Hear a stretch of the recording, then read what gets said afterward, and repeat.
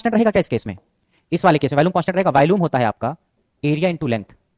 आपका area constant है, a constant है आपका, ए नहीं बदल रहा है क्योंकि आप खींच नहीं रहे हो ना, लेकिन लेंथ आपकी बढ़ रही है, लेंथ आपकी बढ़ रही है। तो अगर एल बढ़ रहा है तो वॉल्यूम भी बढ़ जाएगा।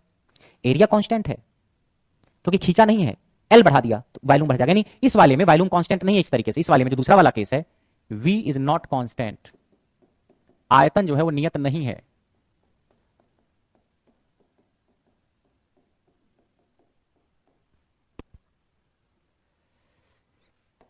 बस 2-4 दिन अनीस, उसके बाद 1 घंटे की क्लास कर देंगे, घबराओ मत।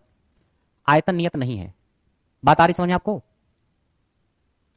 तो इस केस में क्या करोगे? तो इस वाले केस में आप ये वाला फार्मूला देखो ये वाला फार्मूला, आर बराबर रो इंटू एल बटे ए।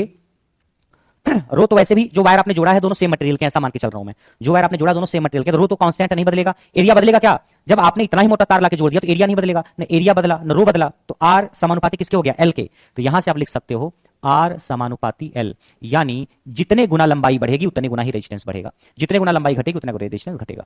क्योंकि यहां पे एरिया के साथ कोई छेड़छाड़ नहीं हो रही है, एरिया के साथ।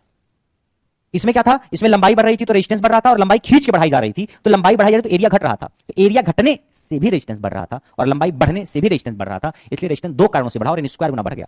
यहां पे न एरिया बदल रहा है न रो बदल रहा है, केवल एल बदल रहा है। तो एल बढ़ेगा तो आर बढ़ेगा, तो लंबाई बढ़ रही है। तो अगर सवाल सिंपल हो, एक वायर को 2 गुना कर दिया गया, एक वायर की लंबाई को 4 गुना कर दिया गया, या एक वायर की लंबाई को 8 गुना बढ़ा दिया गया, या एक तार की लंबाई को बढ़ा दिया गया, तो फिर आप इसका इस्तेमाल करोगे। अगर ये सवाल आए एक वायर की लंबाई को खींच करके इतने गुना कर दिया गया, तान करके इतने गुना कर दिया गया, स्ट्रेच करके इतने गुना कर दिया गया, या एक वायर को ऐसे खींचा गया कि उसका वॉल्यूम आयतन कांस्टेंट है, तो ये वाला फार्मूला लगाओगे।